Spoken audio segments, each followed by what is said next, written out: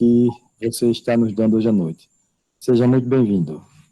Obrigado, Fernando, pelas palavras. Eu estou extremamente feliz de fazer parte dessa reunião, que tem reunido pessoas de todo o país e até do exterior, como foi o caso que você trouxe, o Spey, que é uma pessoa espetacular, e grandes amigos do Brasil. Estou vendo aí, eu vi que o Orlando está aí. Orlando é um grande amigo, Orlando, da turma da Unifesp, Pedroso e Orlando em particular, da turma da USP, que me permitiu fazer o meu doutoramento, que foi o início de tudo, como eu vou discorrer aqui na aula. Tem vários tempos, eu convidei, como eu tinha lhe pedido permissão, convidei os residentes tinham outra atividade, mas vão estar entrando aí, estão saindo de outra atividade, alguns alunos, pessoas médicos da família, amigos, pessoas da Academia de Medicina e pessoas do grupo de Neurologia aqui de Aracaju, que vão nos prestigiar. Então, agradecer a sua organização, soube também com o Felipe Macedo, que Mariana Prado também, tem Mariana que organiza com você, Isso. Que é colega de Felipe, né? Felipe Macedo foi um ex-aluno meu e residente do Rio de Janeiro, e que está sempre junto, sempre interessado em estudar, viu essa aula comigo, me ajudou a organizar alguma coisa, sempre disposto a participar da parte acadêmica. Então, eu vou começar a projetar os slides. Então, obrigado a todos que estão presentes. Eu não consigo ver a todos que estão e agradeço a presença. Então, depois eu tento ver se eu consigo, no final da aula, agradecer. Eu gostaria apenas de lembrar a todos, inclusive eu vou fazer isso agora, para desligar os microfones. Menos, obviamente, o Roberto. Ok, então, com esse trabalho, quando apresentei um projeto para fazer a minha pós-graduação lá na Faculdade de Medicina da Universidade de São Paulo. O projeto foi aceito, e então o Dr. Egberto Reis Barbosa, a quem eu conheci na época, uma pessoa espetacular que todos conhecem, aceitou ser o meu orientador, e daí nós conversamos que tema deveríamos pesquisar. Então, tinha alguns temas que, entre os temas que estavam de interesse comum, estavam as manifestações neuropsiquiátricas, particularmente a depressão. Então, foi assim que tudo começou. Eu já tinha um interesse, como o Fernando já me falou, pelos aspectos não motores da doença, e aí, com o início desse trabalho, que foi aceito para doutoramento, eu organizei o ambulatório. Então, o ambulatório que era geral, organizei um ambulatório específico de Parkinson, que está aí desde 97, e atendendo, e que independe de mim agora, é um ambulatório dos residentes, dos staffs, dos médicos, dos neurologistas do hospital universitário. Funciona e vem servindo de base para vários trabalhos. Então, aí, nesse trabalho, a gente arregimentou. Eu digo arregimentou porque, imaginem vocês, num ambulatório que não existia específico, isso é muito fácil, num grande não tinha, a gente partiu de zero. Então, tinha 1 ou 2 casos que eram nossos, e dos amigos, do outro professor, do professor Hélio, éramos nós os dois professores na época, e aí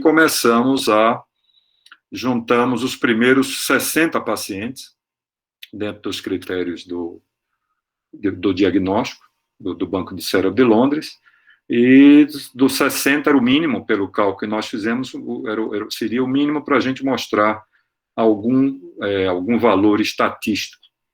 Então, passamos a aplicar uma escala, escolhemos uma escala, logo depois teríamos até escalas melhores e mais fáceis de aplicar, mas assim tudo começou, com a ajuda também, além do Dr. Egberto, de psiquiatras lá da USP, psiquiatras psiquiatras aqui de Sergipe e professores lá do Instituto de Psiquiatria da USP, que muito nos ajudou, inclusive na primeira apresentação da tese. Então, nós encontramos esse quadro, né? Uma depressão foi mais em torno de 38% de depressão, batia com a literatura mundial, a maioria sendo leve, moderada, depressão severa, uma pequena parcela. Dos sintomas psiquiátricos, nós pesquisamos também, além de depressão, tinha concentração, insônia, irritabilidade. Vê que depressão e ideias depressivas está aí, 38,33%, preocupações, ansiedades, fobias, compulsões e obsessões. Quer dizer, uma larga faixa, como já tinha alguns trabalhos noruegueses de Arsland, mostrando que havia um grande percentual de sintomas psiquiátricos em pacientes, especialmente em alguns subtipos de Parkinson, como sabemos hoje, especialmente depois de uma certa evolução da doença. E aí, pessoal, aí chega, então, uma coisa também que eu estou voltando aqui só para mostrar, uma das coisas que nós percebemos aí, isso a literatura falava, mas nós sentimos, é o diagnóstico de depressão. Isso foi muito, os psiquiatras me ajudaram muito, porque os pacientes parecem deprimidos, a máscara facial, a aponemia, dão a impressão de deprimir. Ficamos Hamilton, a escala de depressão de Hamilton, para confirmar. Às vezes nós achávamos clinicamente que estavam deprimidos, mais deprimidos do que o que a escala apontava. Então, no intuito de publicação, nós tivemos que fazer, além da entrevista clínica estruturada, aplicar uma escala de depressão, além das escalas de Parkinson, PDRS 3, 5, 6, para ter uma validade em termos de publicação. Mas não é fácil, não é sempre que a impressão clínica somente não bastava para um trabalho acadêmico. Então, assim, não é uma coisa bastante que nós devemos prestar atenção, porque o que nós percebemos, nós todos clínicos experimentados que estão aí na plateia, sabem que essas manifestações não motoras, por isso, alteram a qualidade de vida, pioram a qualidade de vida em muito, talvez mais do que a parte inicial da doença em si. Quando você recebe o diagnóstico, é um grande choque, mas você toca a sua vida, uma vez que a cognição está intacta, já descrito por James Parkinson. Mas depois que você entra num quadro depressivo, de psicose, de muita ansiedade, a qualidade de vida fica muito alterada. Então, esse era um detalhe que nós sabíamos teoricamente e comprovamos na prática, e até hoje nós todos temos essa ideia. E na hora do tratamento, nós estávamos no auge, nós estamos ainda no auge desses novos antidepressivos, inibidores de recaptação de serotonina e noradrenalina, noradrenalina e dopamina. E aí nós ficamos achando que seriam desses, a grande novidade seriam desses inibidores seletivos, que seria a primeira escolha. Na revisão da literatura, nós sabemos que até, ao contrário, estudos, relatos anedóticos de que esses inibidores de recaptação de serotonina até poderiam piorar o quadro. A gente está diante de um quadro motor, a gente quer melhorar a depressão sem piorar o quadro motor, obviamente.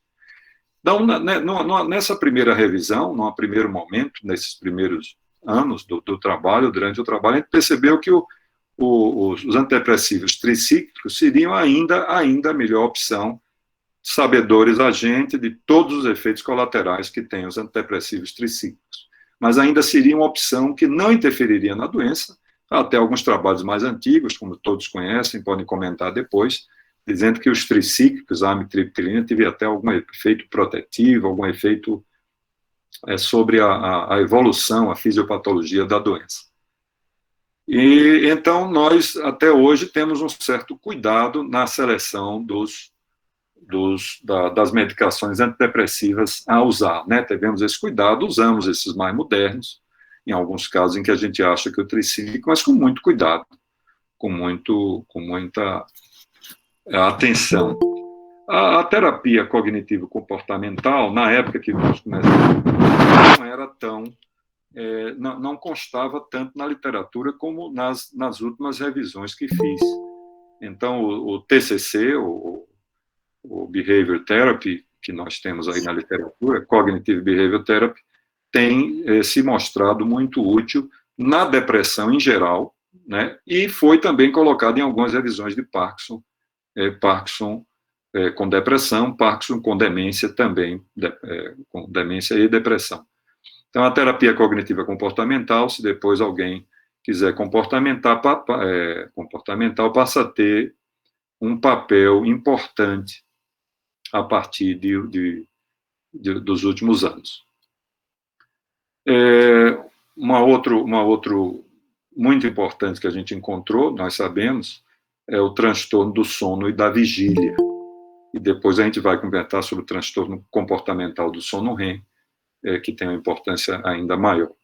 Então, na insônia relacionada à doença de Parkinson, nós entendemos a literatura, nós temos alguma experiência, o exopiclone ainda não era disponível, a melatonina, nós não temos uma boa experiência com a melatonina, mas a literatura, as revisões bem controladas, mostra que seriam melhores que placebo na doença de Parkinson com insônia. Então, seria o possibly useful para ambas essas drogas. Sei que a nossa experiência com melatonina não é tão brilhante, os indutores do sono também a gente usa com certa cuidado em pacientes idosos. O outro transtorno extremamente comum, a sonolência excessiva diurna e o início súbito de sono, que a gente poderíamos usar, que nós usamos em outras condições. Tem uma meta-análise de 3 estudos com modafinil. Então, possivelmente útil também. O CPAP, hoje nós temos, quando eu digo nós temos, em cidades pequenas como Aracaju e Maceió, nós já temos um grupo grande de fisioterapeutas especialistas em sono e colegas até que chegaram. Temos em Aracaju alguns colegas que se especializaram em sono, neurologistas, e que vêm conduzindo, então, a polissonografia, de laudar a polissonografia, vem conduzindo alguns serviços de sono, não no serviço público ainda, não está funcionando plenamente, embora o hospital tenha um aparelho, o nosso hospital universitário. Então, a sonolência diurna e a apneia obstrutiva do sono, o CPAP, possivelmente eficaz, possivelmente útil, e nós sabemos disso. Com relação à cafeína, para manter a pessoa acordada, não existe evidência, a evidência é insuficiente, está em fase de investigação, com risco aceitável, porém ainda não é tem as cápsulas de cafeína que nós chegamos a usar durante um tempo. Então, aqui no Parkinson ainda não tem uma evidência tão boa. Outro ainda seria, nós conhecemos o efeito do pramipexol na sonolência e o ropinirol, então substituir o pramipexol ropinirol por o piribedil, não é? Que é um agonista dopaminérgico também antigo, já usado muito antigamente, e que voltou em evidência. Mas, nesse caso, a evidência não é suficiente para a sonolência excessiva diurna do sono, mas chegou a ser considerado na literatura. Já a rotigotina, ela podia melhorar a qualidade e manutenção do sono. Então, possivelmente eficaz, possivelmente útil para a rotigotina, que nós temos o PET disponível. O transtorno comportamental do sono REM merece uma consideração especial. Vocês que trabalham, tem gente que trabalha com sono nesse grupo que está assistindo, é uma parassonia do sono REM, essa perda da atonia muscular do sono REM normal e comportamentos associados ao conteúdo do sono, que pode preceder a doença, juntamente com constipação, a própria depressão pode preceder a doença por vários anos. Então, é muito importante que a gente fique atento quando isso aparecer em alguém que ainda não tem um quadro, um diagnóstico definitivo de Parkinson, ficar atento, acompanhar de perto. Então, tem uma frequência de 33% a 58%, associada a um subtipo específico de Parkinson, uma degeneração mais difusa, com disfunção autonômica grave e alterações cognitivas. No transtorno comportamental do sono REM, nós temos a opção do clonazepam, opção antiga, Nós temos aí a opção da melatonina e a agomelatina, drogas modificações da melatonina, que são melhor, digamos, teriam uma melhor ação, são bem toleradas também. O próprio Pramipexol, que ele tem esse aspecto de causar sono, a levodopa, a paroxetina. Outros que foram estudados foram inibidores da acetilcolinesterase, que a gente vai falar mais tarde, a azopiclona, indutores do sono como a azopiclona, a clozapina, que a gente vai voltar, a carbamazepina, oxibato sódico. Então, o transtorno comportamental do sono REM merece uma consideração especial, porque ele, digamos, faz parte da fase pré-clínica, pode fazer parte da fase pré-clínica da doença de Parkinson. Síndrome das pernas inquietas, Fernando até me falou que ele viu que eu tive uma publicação com um aluno lá no nosso ambulatório, e ele chegou a falar nesse tema, e depois nós, discutindo, achou que era mais interessante para todos que fazem clínica a tratar dos transtornos neuropsiquiátricos. Mas chegamos a falar na síndrome das pernas inquietas, esse distúrbio do movimento periódico dos membros, que existem aqueles critérios internacionais, aquele mal-estar na perna que surge no final do dia, no início da noite, sendo considerado, então, um distúrbio do sono. E também aqui esses distúrbios do movimento periódico dos membros e pernas inquietas podem anteceder o início dos sintomas motores. Eu me lembro quando eu comecei a falar sobre isso, era muito pouco aceito, mas qual é o teste, qual é o exame que se faz? Na verdade, nós temos critérios, os critérios, que você, encaixando naqueles critérios, você pode diagnosticar sem precisar de eletromiografia, nem polissonografia, nem qualquer outro exame complementar. É um diagnóstico eminentemente clínico, baseado nos sintomas dos pacientes, no horário de aparecimento, no tipo de sintoma, se melhora quando ele levanta, o horário de aparecimento.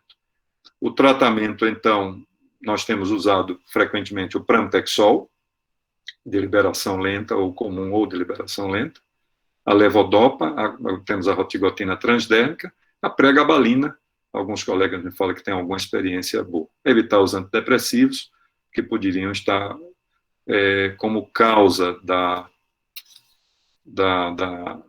doença, causa do sintoma.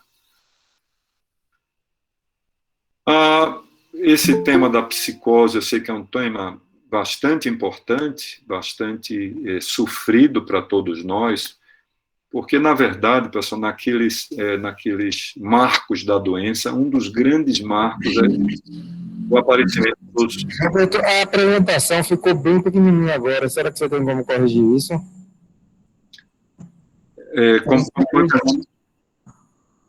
A apresentação saiu do foco principal e ficou como se fosse uma janelinha só. Não sei. Para mim está aparecendo a tela inteira. Neto, você está vendo isso, Neto? Está assim ou está só comigo isso? Não, tá normal. Tá normal? Então, desculpa. Então, é o meu computador que deu problema. Tá. Pode continuar, Roberto. É só procurar naquelas figurinhas onde tá a aula e clicar em cima dela. Que aí muda. Tá certo. Tá bom. Obrigado. Agora já vi. Ok. Qualquer coisa, avise. Mas o som tá bom? Tá muito alto? Tá bom o som. Tranquilo. Ok. Pessoal, então, entre os marcos da doença de Parkinson, o diagnóstico é outro grande marco. Um dos grandes marcos é o aparecimento das manifestações neuropsiquiátricas, em particular, psicose. Porque é nessa fase que a família tende a institucionalizar o paciente. O paciente fica difícil, ele começa a alucinar, ele começa a ficar extremamente agitado e fica muito difícil para os cuidadores, para os familiares, e é nessa fase que o paciente é frequentemente referido para uma instituição de idosos, o que é muito ruim, no final das contas, para a família, para o próprio paciente em si. Então, como a gente trata isso? A psicoterapia, redução da dose da medicação anti-parkinsoniana, e depois, por último, então, nessa sequência, tratar os sintomas psicóticos. Então, nós todos sabemos que o tratamento dopaminérgico pode levar a um quadro de psicose. Nós sabemos disso. Então, é um clássico já da literatura e de quem trabalha com Parkinson, a gente escolher que medicações a gente vai retirando. Então, por exemplo, a gente usa muito pouco hoje o biperideno, os anticolinérgicos a gente tira logo, o próprio agonista dopaminérgico a gente vai ter que reduzir, o paciente pode sentir falta e pode sentir uma piora da doença, a amantadina. Então, a gente vai fazendo isso, evitando, deixando por último a regulação da dose da levodopa. E, finalmente, nós temos que tratar, se tudo isso não for útil, se a gente retirando uma ou duas medicações que estão associadas à levodopa não for suficiente, nós temos que pensar em tratar. E aí, no tratamento, você vê que aparece a clozapina em primeiro lugar, e aí vem quetiapina, a olanzapina tem relato de piora dos sintomas motores. Então, essa realmente é uma opção muito ruim.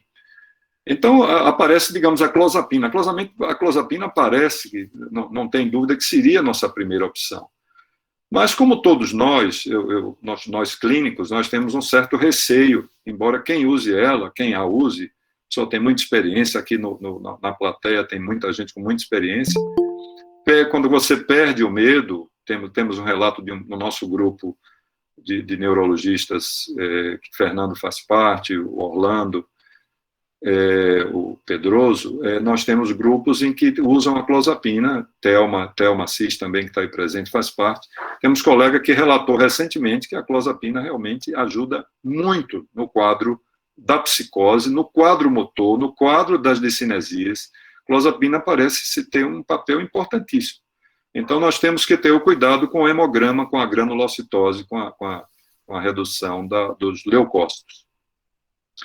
Esses remédios todos, então, nós temos a usar, o que eu quis falar é que nós tendemos a usar, então, a quetiapina, que parece ser mais segura, mas não é mais eficaz. Eu digo todos os que já militam, se a gente pode usar essa palavra, militam com transtornos do movimento, Parkinson em particular, sabe que a quetiapina é muito fácil de usar, a gente acha ela fácil, não tem grandes efeitos colaterais, mas não tem a eficácia da clozapina. Parece que essa é a experiência mundial. Todos esses remédios, todos os três, no entanto, aumentam a mortalidade. E o haloperidol, que a gente tem usado pouco, até porque ele piora os sintomas motores, a olanzapina também com piora de sintomas motores, a risperidona também, e a própria quetiapina. E mexem com o intervalo QT, há um aumento nítido, já comprovado em estudos controlados, da mortalidade com o uso dessas drogas. Então, não são drogas tão simples assim. Outra opção que nós temos também são os inibidores da acetilcolinesterase, a rivastigmina. Então, pacientes com déficit cognitivo, mais alucinações visuais, você, usando a rivastigmina, você reduz o score do inventário neuropsiquiátrico. Esse Neuropsychiatric Inventory, ele é um instrumento que como eu disse no começo, quando eu fui conhecê-lo, eu já estava com o trabalho em andamento, e esse é um instrumento usado pelo Jeffrey Cummings, que eu conheci pessoalmente, ele esteve no Brasil, e eu conheci também num dos congressos americanos. Ele é muito a favor, ele é um criador e ele é um incentivador, e é fácil de aplicar, ele acha que é fácil. Eu falei com ele pessoalmente e ele sugeriu, mas eu já tinha iniciado o trabalho, já estava bastante adiantado o trabalho. Os antagonistas dos receptores NMDA, a memantina em particular, tem alguma ação também com a melhora desse inventário neuropsiquiátrico.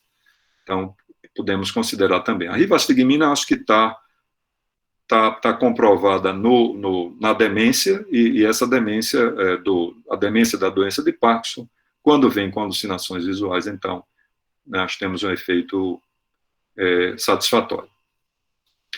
Essa droga, que se alguém tiver experiência, depois, por favor, eu quero comentar, é uma droga que eu venho, sempre que falo sobre o tema, falo sobre ela, me parece ser uma droga aprovada pelo FDA já desde 2016. Mas o preço era um preço extremamente alto, a importação dela ficava muito caro, a gente não pode colocá-la como... Mas ela tem um efeito mediado por subtipos de receptores 5-HT2A diferentes da clozapina, atuando como agonista inverso. Foi aprovada pelo FDA em 2016. Parece que ela não tem efeitos deletérios sobre os sistemas adrenérgico, estaminérgico, colinérgico, muscarínicos e dopaminérgicos. Então, menor risco de efeitos colaterais, como AVC, quedas, fadiga, discrasia sanguínea, de síndrome neuroléptica maligna, hipotensão ortostática e menor risco de piora dos sintomas motores. Então, digamos, é uma droga, o Nuplazid é o nome comercial registrado, mas uma droga ainda de... Aqui eu estou citando o Cummings, aqui embaixo o Jeffrey Cummings, que eu tinha falado anteriormente, e ele também se mostrou muito animado com o uso dessa droga. De forma que é uma esperança para a gente, essa droga, quando começa a diminuir o custo e se torne mais acessível para a gente, como deve acontecer com essas drogas aí para as discinesias tardias, que teve uma apresentação hoje mais cedo. Então, nesse trabalho que eu citei do Cummings, 185 parkinsonianos com anotações, não houve piora dos sintomas da ADP, não houve sedação, não houve redução leucocitária, um leve alargamento do intervalo QT no eletrocardiograma e um edema periférico não muito importante. De forma que é uma droga bastante promissora, não é? Já está aí aprovada e a gente espera poder contar com ela. Veja que a apomorfina também é também um agonista inverso dos receptores 5-HT2A, tem um perfil farmacológico único, não exacerba os sintomas psicóticos e em alguns estados pode melhorá-los. A gente também temos dificuldade, uma droga que não conhecemos há muito tempo, todos nós conhecemos, mas temos dificuldade de ter acesso a ela, né? Uma droga também difícil, usado como terapia de resgate nos grandes serviços. A eletroconvulsoterapia, que, aliás, eu também gostaria de colocá-la, ela também na depressão maior, que não responde a nada. Dr. Egberto me contou uns casos que ele teve experiência particular, quando eu fazia lá o doutoramento com ele, que foi preciso lá usar a eletroconvulsoterapia, uma das maneiras 5 a 12 sessões, com duração de efeito de 5 a 30 semanas. Como vocês sabem, eu não sei bem a explicação, mas vocês sabem que com a eletroconvulsoterapia o paciente melhorava da depressão, por exemplo, ou do quadro psicótico, e havia uma melhora do quadro motor, temporariamente. Então, ele fazia uma alteração nos neurotransmissores que melhorava a doença temporariamente. Isso era um fato observado em vários trabalhos em serviços importantes, mas era uma melhora apenas temporária. Mas era talvez a saída nos casos mais graves, onde a gente não tinha outra opção para... Nas doenças sistêmicas, pacientes hospitalizados com infecção generalizada, com a síndrome da retirada do agonista dopaminérgico, síndrome da hiperperexia do Parkinson, estado pós-cirúrgico, então você pode ter um quadro psicótico associado a tudo isso, e aí você tem que reidratar, usar o uso prudente dos agentes antipsicóticos, como eu já disse, a gente precisa, numa agitação maior, usar esses antipsicóticos atípicos, mas com muito cuidado.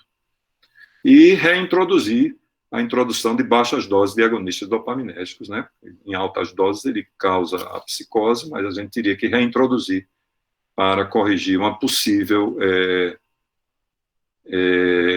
síndrome da retirada. Esse, né? Trabalho aí de Shadur e Fung, que são estudiosos do tema.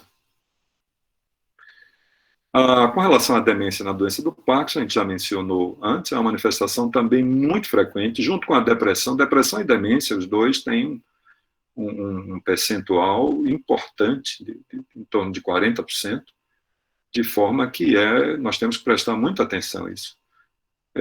Idade dependente, é iniciada após 75 anos, 4,8 para a demência da doença de Parkinson, mais frequente após 10 anos de diagnóstico da ADP. né? Leva um tempo. A maioria, nós sabemos disso, desde a descrição original de James Parkinson, ele que deixa bem claro que os intelectos estão intactos, cognitivamente o paciente fica intacto.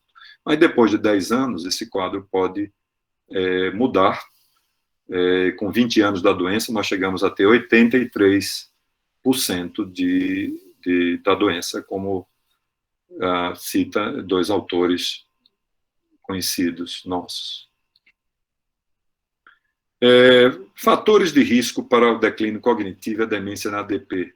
A idade, já falamos, idade de mais de 70 anos, a forma, os subtipos, hoje se estuda muito essas formas, os subtipos de Parkinson, e agora a genética está entrando para ajudar. Então, a forma rígida cinética, um score no PDRS maior que 24, uma fluência semântica menor que 20, quando aqueles testes dos pentágonos estão alterados, e essas mutações no gene MAPT-H1. E fatores de proteção para o declínio cognitivo e a demência na ADP, a autoescolaridade, que também serve para as outras demências. Então, nós temos esse trabalho muito interessante para nos alertar desse outro aspecto grave da doença. O que a gente deve fazer? Qual a conduta nesses casos? Suspender, trocar medicações que possam induzir o declínio cognitivo ou estados confusionais. Então, o antidepressivo tricíclico, que eu tinha falado dele anteriormente, o biperideno, a amantadina, então, tem que tirar para a gente fazer o diagnóstico. E entrar com os inibidores da acetilcolinesterase. Parece que um trabalho, o primeiro deles, a rifastigmina, teve um efeito muito bom, mas podendo ser usado também a donepezila e a própria galantamina. E os antagonistas dos receptores NMDA, que já falei anteriormente. Então, nós trataríamos como outra demência, com alguns cuidados nas doses e nas interações medicamentosas e suspendendo essas medicações que claramente induzem um declínio cognitivo. Eu acho que são os últimos aqui, finalizando, para depois deixar um tempo para qualquer discussão ou eu até alguma intervenção, quem tem experiência, são essas impulse control disorders, quer dizer, distúrbios do controle dos impulsos, né? Desculpa até não ter feito a tradução, acho que no ímpeto a gente se acostuma a ver essa sigla, impulse control disorders, mas assim, são aquelas situações onde inclusive a coisa mais importante é que podem estar associados à terapia dopaminérgica, especialmente os agonistas dopaminérgicos. Isso caso eu quando soube há muito tempo atrás dos casos em que já estavam indo até viraram questões jurídicas, né? Porque o paciente passou a ter um jogo patológico, uma compulsão para jogar, uma compulsão para gastar e a compulsão roubo patológico, uma série de comportamentos de distúrbio impulsivos, né? Distúrbio desse controle dos impulsos, com prejuízos familiares e eventualmente judicializados. Então, eu fiquei muito preocupado. Acho que nós temos o dever, nós que já trabalhamos com Parkinson, todo neurologista, isso tá em bula, né, certamente, mas a gente deve avisar para o paciente, entra com os dados e ficar acompanhando com os familiares se há algum mudança de comportamento, porque essas queixas são frequentemente negligenciadas. Se há alguma queixa, se há algum comportamento anormal, está gastando mais do normal, jogando mais que o normal, ou outro comportamento um pouco fora do habitual, que possa trazer prejuízo financeiro, prejuízo social, prejuízo de relacionamento, no caso do jogo patológico, né? O tratamento, está descrito até, nós sabemos até que o Deep Brain Stimulation, o DBS, nós temos até a preocupação que ele mexa. Quando a coisa é muito grave, claro, a primeira coisa é suspender os medicamentos que possam estar por trás desse distúrbio do controle dos impulsos. Mas há casos até que há indicação de Deep Brain Stimulation para diminuir. E pode haver, nas cirurgias com DBS, pode haver até uma piora. Então, o DBS aí teria que ser muito por um grupo muito experiente para você, porque o que nós sabemos é que na cirurgia, no DBS, no Parkinson, você pode ter consequências neuropsiquiátricas, porque as áreas são muito próximas das áreas comportamentais ali no sistema nervoso, são muito próximas, né? Então, o mais comum, os distúrbios de controle de impulso, o jogo patológico, hipersexualidade, compulsão por compras, compulsão alimentar, hobbyismo, banding, colecionar, né, o colecionismo, síndrome da desregulação dopaminérgica, onde aí já é uma questão de você se tornar uma adição à dopamina, aumentar estupidamente o uso da dopamina com alteração do comportamento, com discinesias graves. Ainda o acumulador, o perambular, uso excessivo de jogos, internet, o ciúme patológico. Então, assim, devemos ficar atentos a essas alterações que precisam ter mudança rápida na medicação.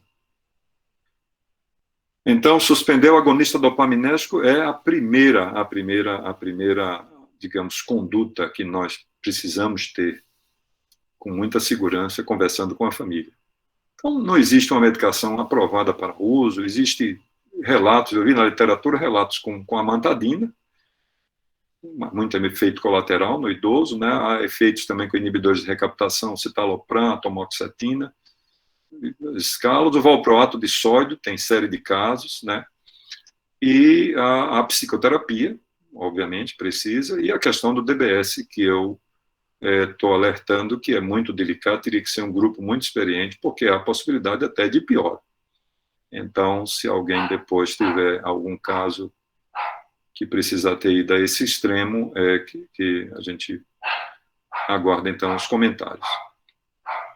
Essa é uma pergunta recorrente nos nossos ambulatórios, e também, de novo, aqui, eu não tenho experiência, eu tenho, assim, eu tenho pacientes que estão usando canabinoides por indicação de outro colega, às vezes não neurologista, psiquiatras ou mesmo clínicos que estão bastante empolgados com o uso dos canabinoides. Então, aqui nos transtornos neuropsiquiátricos, eu acho, depois vocês comentam aí, eu não achei evidência segura, de eficácia e segurança. Há alguns estudos pré-clínicos em modelos animais e há uma série de relatos individuais de melhoras. Eu acho que há uma necessidade de estudos clínicos.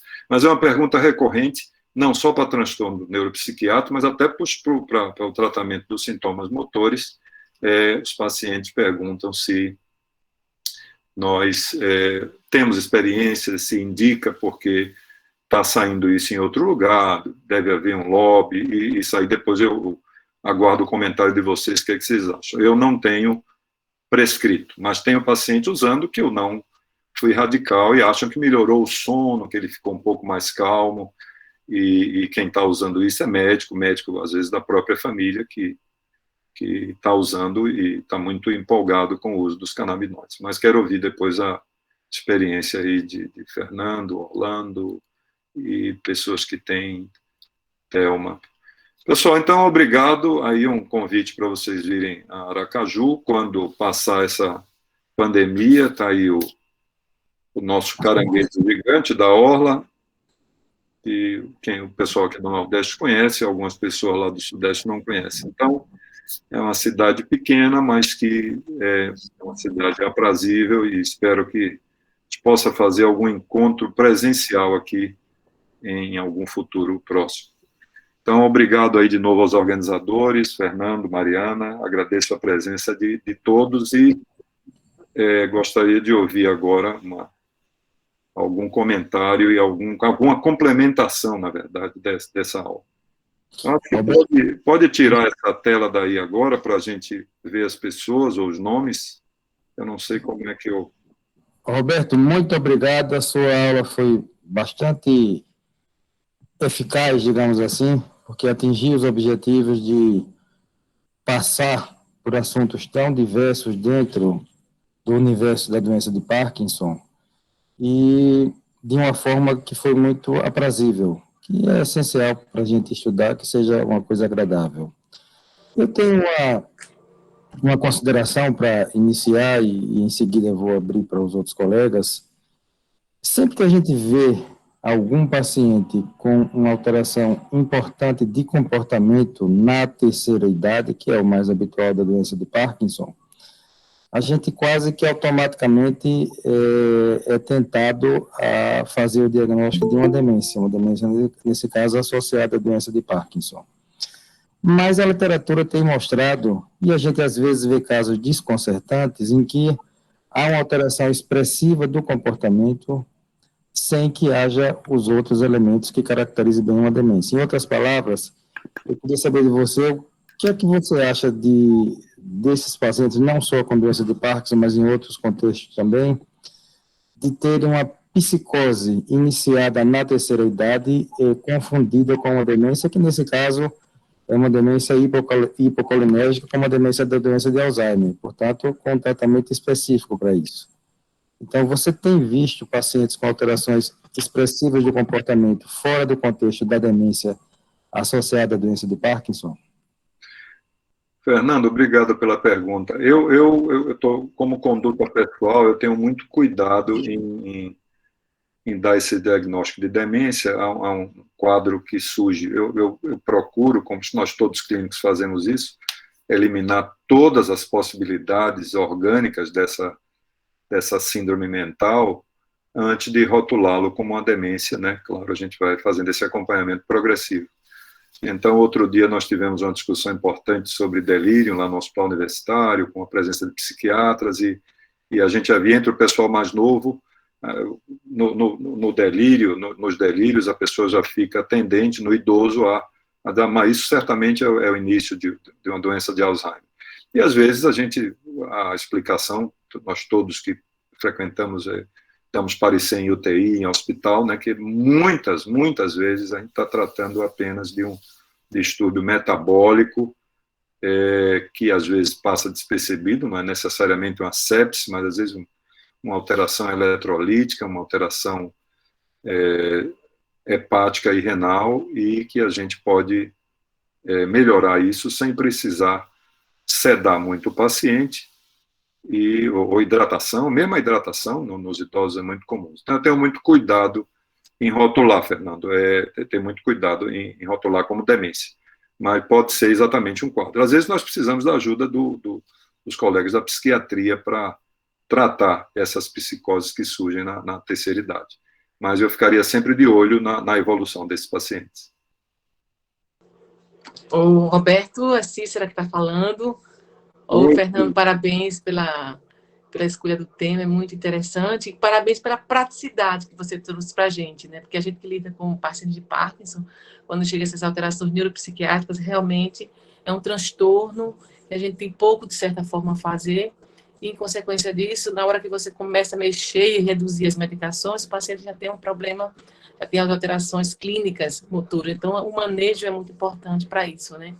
Então, é exatamente isso. A gente precisa ter mão e precisa observar e cuidado, né, na frequência que esses pacientes vêm para a gente, porque precisa realmente de uma avaliação muito precisa. Porque, no final, Fernando e Roberto, que a gente vê no dia a dia é exatamente a redução das medicações, e a gente fica praticamente com a levodopa, né, que é o que a gente não consegue tirar, a gente fica naquele manejo e tentando amenizar todos esses problemas tão complexos, né, para a família. Mas parabéns, vamos ver um resumo assim muito brilhante. Obrigado, Cícera. Bom estar ouvindo. Eu ainda fico desconfortável em não estar vendo, pelo menos a lista, não estou conseguindo a lista dos nomes, ou pelo menos o... Mas eu estou lhe vendo aqui, tá tranquilo. Roberto? Sim, estou ouvindo. Você pode minimizar a apresentação, pode cancelar a apresentação e minimiza e entra lá no Chrome. Aí você cancela a apresentação. Estou com medo de dar um ESC aqui, mas sair do... Não tem problema. Pode... Isso, pronto. Aí pronto, stop sharing. Bom, ok. Pode apertar stop sharing. Roberto, eu queria agradecer a Cícera pela pergunta e também pela sua resposta. Eu tenho algumas perguntas aqui no chat. A Larice Lima, queria saber se existe, qual é a frequência da eletroconvulsoterapia para o manejo da psicose na doença de Parkinson e se existe algum protocolo em relação a isso. Fernando, repita aí, por favor. A Larice Lima, ela gostaria de saber qual é a frequência da eletroconvulsoterapia no manejo da psicose da doença de Parkinson. Ou seja, em que contexto se usa? E o quão frequente se usa? Existe algum protocolo a esse respeito? A Larice, né, que perguntou? Isso. Larice, eu não saberia dizer o protocolo. O que eu lhe relatei foi uma experiência relatada pelo meu orientador, o professor Egberto, e que me relatou nessas depressões em 3 ou 4 casos de depressão extremamente grave, extremamente graves, não responsiva a nenhum desses medicamentos. Ele usou a eletroconvulsoterapia com melhora da depressão e melhora temporária do quadro motor, não é que a literatura não tem uma explicação ainda muito perfeita para isso. Mas, assim, são casos extremos. Hoje, com a psiquiatria, eu converso hoje com a psiquiatria. Esses casos graves, eu converso com a psiquiatria, que parece estar voltando a usar a eletroconvulsoterapia com mais cuidado. Hoje, há clínicas particulares onde se oferece a eletroconvulsoterapia com mais segurança do que no passado a gente tinha isso. Mas, então, eu não saberia dizer o protocolo, mas é uma medida extrema, e eu sempre faço isso com a ajuda de psiquiatras experientes. Estou aqui vendo aqui o doutor Anderson, o presidente da Academia Sergipana de Letras, é uma honra agora que eu estou vendo algumas pessoas. Obrigado pela presença, doutor Anderson.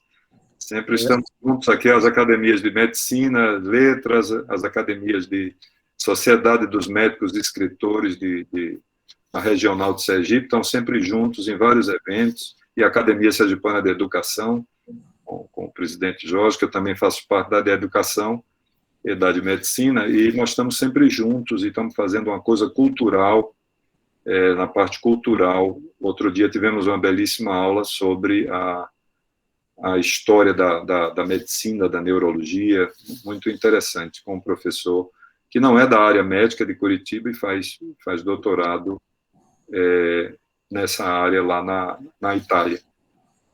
Parabéns, Alberto. Esse também é o espírito do nosso grupo, mas isso é motivo para uma outra discussão, porque o cérebro não é só ciência, o cérebro é arte, o cérebro é literatura, o cérebro é filosofia, o cérebro, enfim, é cultura, tem muitos outros aspectos, e gostaria de parabenizar o Dr. José Anderson, que é o presidente da Academia Sergipana de Letras. Várias pessoas, Roberto, elogiando muito a sua aula, entre as quais o professor Orlando Bassottini, que lhe dá os parabéns pela excelente aula. Alguém mais tem alguma outra consideração, alguma pergunta para o Roberto? Obrigado, Orlando. Orlando, eu sempre aprendo muito com ele. Estou sempre lendo os trabalhos dele.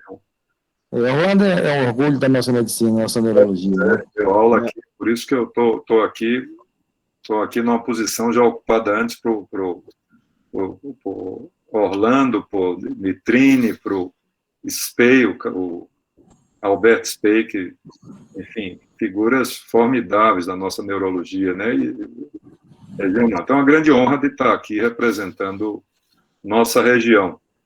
Mas realmente é um tema apaixonante. Orlando. Roberto, eu posso um segundo? Eu queria primeiro cumprimentar pela excelente aula, vou cumprimentar você, o Fernando, mais uma vez, e fazer 2 comentários. Eu concordo plenamente com você quando você disse que a clozapina é subutilizada no nosso meio. Eu acho que a clozapina é muito subutilizada mesmo. A gente deveria usar a clozapina com um pouco mais de ânimo, né? Porque realmente ela tem uma melhora bastante importante nos casos de psicose e tem um benefício sobre as discinesias, como você falou. E para a nossa colega que perguntou sobre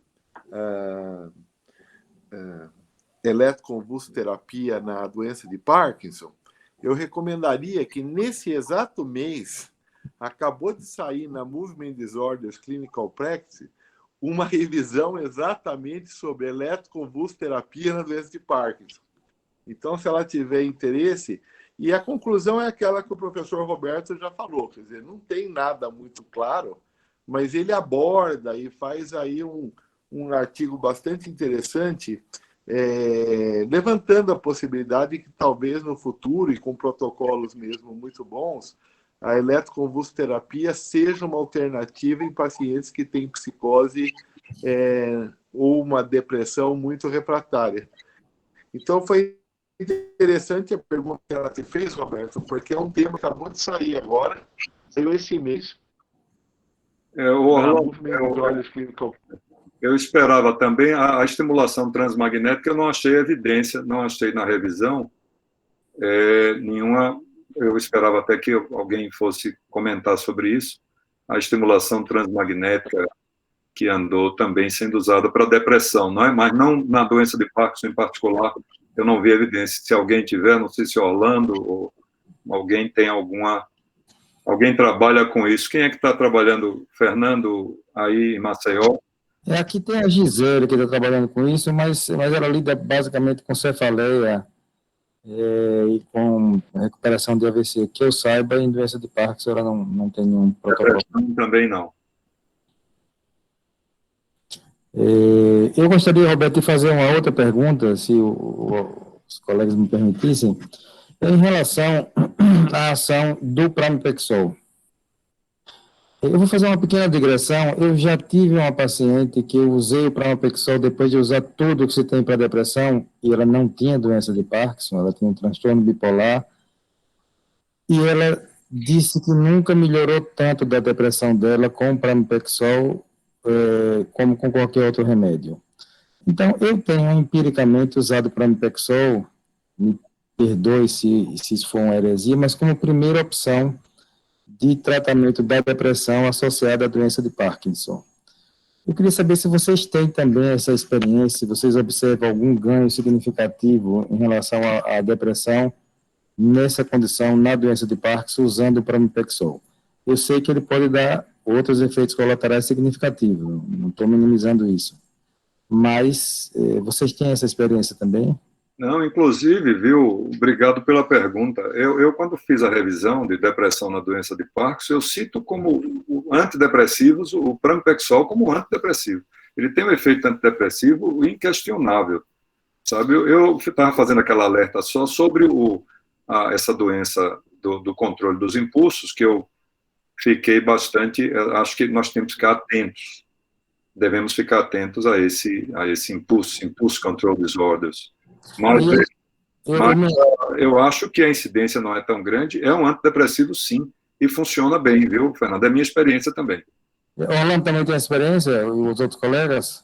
Eu tenho essa mesma experiência do Roberto, sim.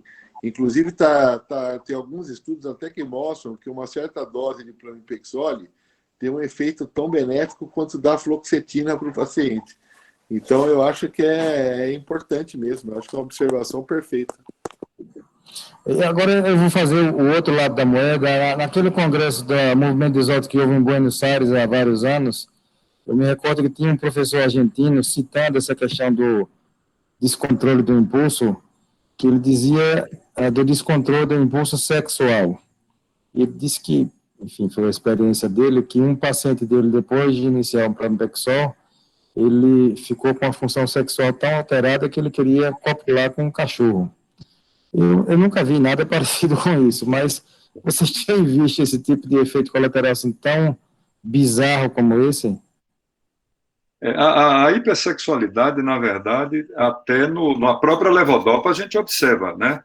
Nós observamos, com o tratamento dopaminérgico, nós observamos uma certa hipersexualidade relatada com alguma dificuldade pelo companheiro ou companheira. Mas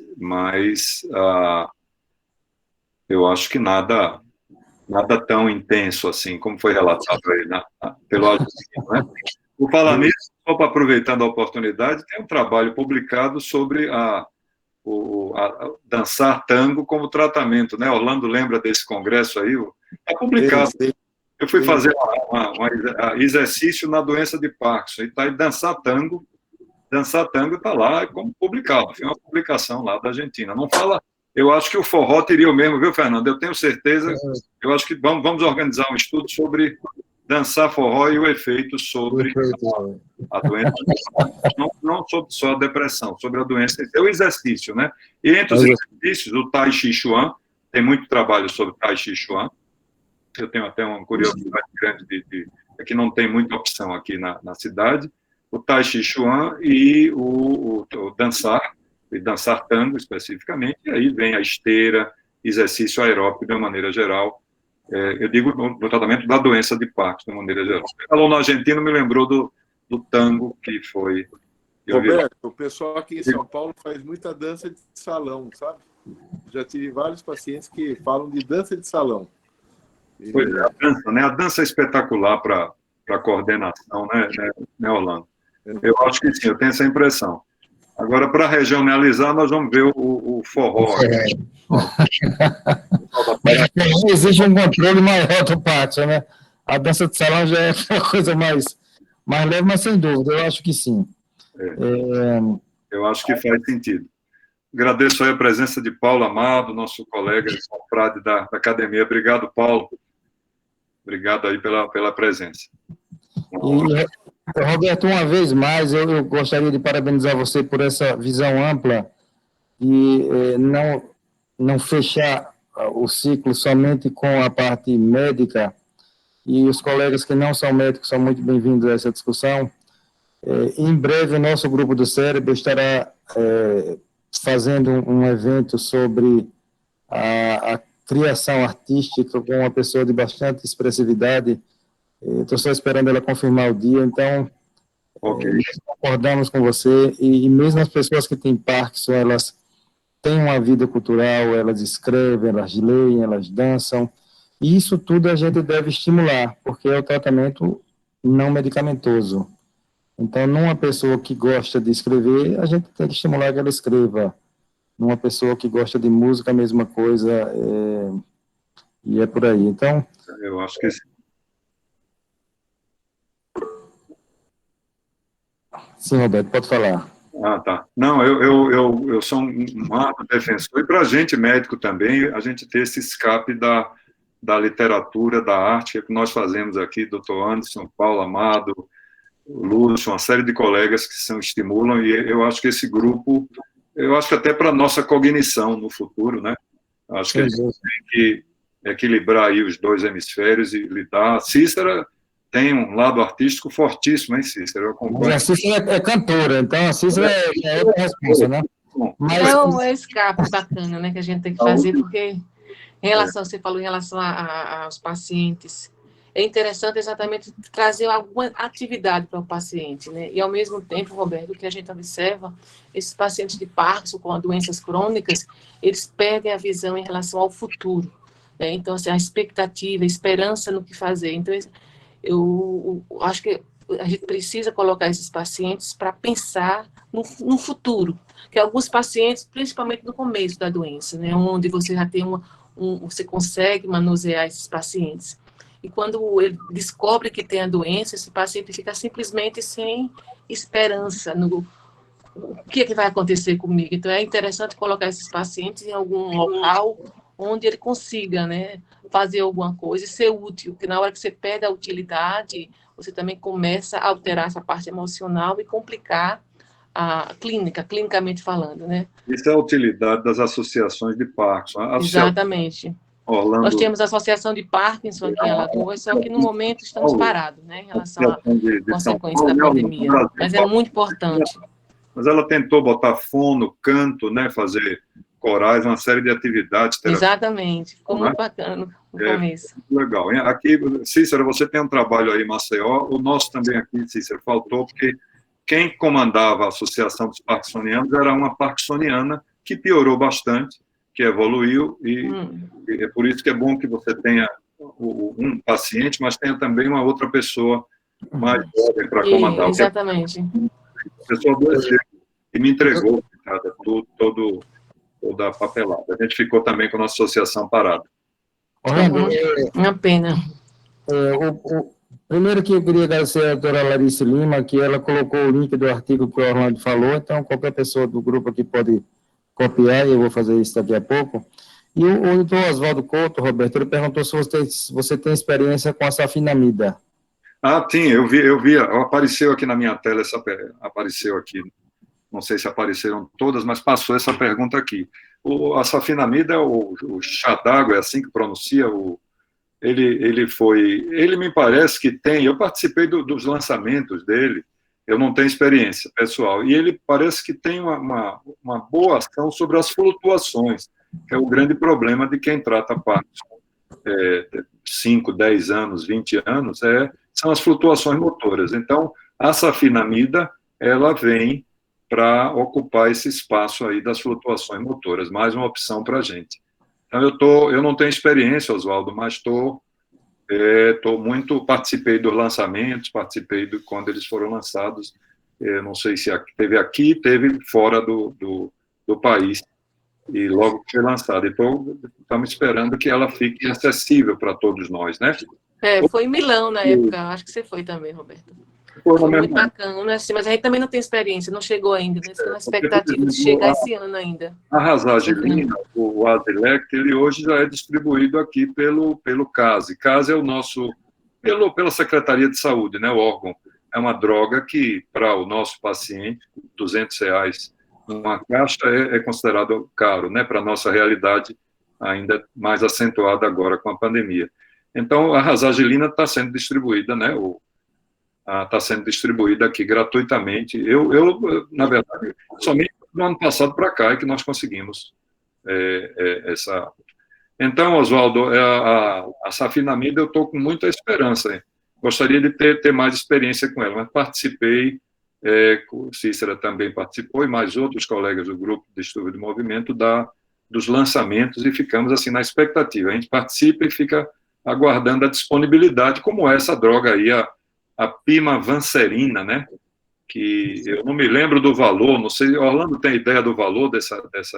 Alguém me falou... Muito caro, é quase impraticável. Eu acho que não me lembro da cifra, mais de R$1.000 uma caixa. Quanto? Mais de R$1.000 uma caixa. Mais de R$1.000 uma caixa, quer dizer, é difícil para a gente, né, manter. A gente tem a clozapina, a quetiapina com os problemas, temos a clozapina que sabendo manipular, eu acho que a pimavanserina é promissora, mas vai ter que aguardar cair num preço... Não justifica o Roberto, acho que... Pois é, exatamente, esse é o correto, não justifica esse alto preço, né, esse alto custo. E estamos com esperança também, né, Orlando, com as discinesias tardias, com essas drogas aí, a tetrabenazina, essas modificações da deutetrabenazina, né? Eu não sei também como vai chegar para a gente, né? Valbenazina, e é a outra esperança para as discinesias tardias, que é outro problema para quem lida com transtorno. Não querendo jogar um balde de água fria, é caríssimo também. Também, né? Eu tive um paciente que tentou usar, o preço é proibitivo também. Pelo menos quando você vai importar, né, a medicação, o preço é proibitivo, viu, Roberto? A tetrabenazina continua cara, né, ela continua cara. A tetrabenazina se adquire aqui em São Paulo, por essas farmácias de importação, por algo em torno de R$500, R$600 uma caixa. Você consegue. Uma droga Agora, antiga. A tetrabenazina vai para... Eu já vi um paciente que uma vez tentou para uma discinesia, a caixa era algo em torno de R$2.000. Pois é. Então, não é nossa realidade, sabe? Agora, falando de uma droga mais antiga, você falou no piribedil. Eu achava que tinha saído de linha, voltou a começar. Pois é. O Fernando, eu encontrei nos congressos falando em piribedil, disse, é aquele remédio que eu usava quando era recém-formado, eu disse, é ele mesmo e tal, e daí vi os trabalhos são interessantes, eu não sei, eu não tenho experiência com ele. Eu tinha muita experiência, porque eu achava legal, mas eu acho que ele saiu de circulação. Não sei se Orlando ou outros colegas têm. Olha, isso eu me lembro do início da residência, depois nunca mais vi. O nome comercial, qual era o nome comercial dele? Era o nome... Trivastal. Trivastal. Trivastal Retarde. Trivastal Retarde, isso mesmo. Isso é um Trivastal e Retarde. O Oswaldo está aqui respondendo. Pois é, Oswaldo. Esse remédio que eu pensei que não servia para nada, de repente ele volta aos congressos. Isso foi igual à mantadina. A mantadina é um remédio que foi reabilitado e teve gente que ganhou prêmio no Congresso americano por reestudar a mantadina. É um remédio que estava assim, como... Né, e de repente ele volta, eu estou lá no Congresso e é uma pessoa muito conhecida, eu esqueci o nome dele, muito conhecida, teve no Brasil, um senhor, já era bastante idoso, e recebeu um prêmio pelos trabalhos com a mantadina, não me lembro do nome dele. tenho muitos anos atrás no Congresso americano. Ô, Roberto, sabe Oi. que com essa questão agora, eu não sei como é que está por aí, mas aqui em São Paulo você tem uma mania muito grande agora de ir para Portugal, morar em Portugal. Eu tenho tido uma experiência, acho que até ela é bem grande, né, neste momento, com o Picapona. Bem lembrado. Com o Picapona, eu tenho tido eu tenho vários pacientes utilizando que conseguem trazer fácil de Portugal. Então, todo mundo vê agora que a pandemia ficou difícil. E você sabe que é uma resposta bem interessante, viu? O Picapona, eu achei que a resposta é até melhor do que eu imaginava no início. E não passa pelo fígado, não, hein, Orlando? Não passa pelos hepatócitos, não, porque o problema do... Eu participei do lançamento, você também, participamos do lançamento, quem está aqui no mercado, quem está em transtorno do movimento aí nos mais de 20 anos, o Tol Capone, né? Tol Capone tinha uma expectativa formidável na época, né? Eu participei do lançamento mesmo dele, mundial, e a gente tinha uma expectativa enorme dele. E aí aconteceu as hepatites, né, fulminantes. Mas o Picapone parece que não tem esse perigo. Assim, tem, quer dizer, sempre tem, mas não é uma coisa recomendada que você faça provas hepáticas a todo momento, né? Mas parece uma opção bem interessante, porque ela é tomada uma vez só ao dia, né, à noite, antes de 1 hora depois da última dose de levodopa, é até bem confortável para o paciente, sabe? Então, o Picapona, eu acho que quando tiver aí disponível, acho que vai ser uma coisa bacana, viu? E Portugal é um destino querido por a gente, né? Vai, toma um vinho e compra um Picapona. Traz na mala. Traz na mala, toma um vinho, né? Come um pastel de Belém e traz uma Picapona para os amigos. Boa sugestão, Orlando. Excelente também. Pessoal, alguém mais tem alguma consideração? Alguma... Então, eu queria, Roberto, agradecer você. A sua aula foi um grande sucesso, como já era de se esperar. Contribuiu muito para suscitar o debate, para estimular todos nós a estudar esse assunto. E parabéns a você, parabéns aos colegas sergipanos da Academia de Letras, parabéns a todos os colegas que participaram desse evento, principalmente os colegas de fora, e aqui eu, mais uma vez, faço a minha homenagem ao Orlando Bassottini, que sempre nos prestigia, e dizer que foi uma grande noite. A Cícera está aqui também nos participando e representando o grupo de transtorno do movimento aqui de Alagoas, e muito obrigado, é isso que eu tenho a dizer.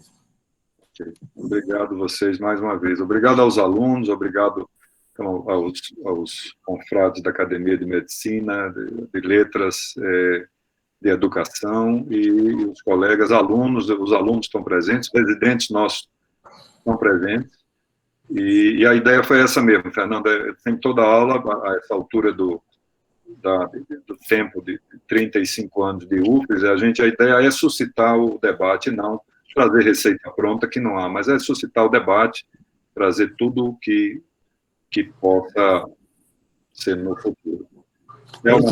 Deixar uma homenagem ao Érico, que é uma pessoa que lida muito com doença de Alzheimer como cuidador e que lançou um livro recentemente, 2 livros, aliás, um grande sucesso, e ele também nos prestigiou com a presença dele.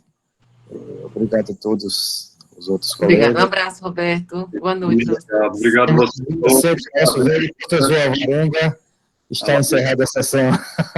O Alagoas está de parabéns por essas reuniões, têm se tornado nacionais. Muito obrigado, Roberto. Um abraço. Até mais. Boa noite. No futuro. Um abraço. Até mais, Fernando. Tchau. Até mais, Cícera.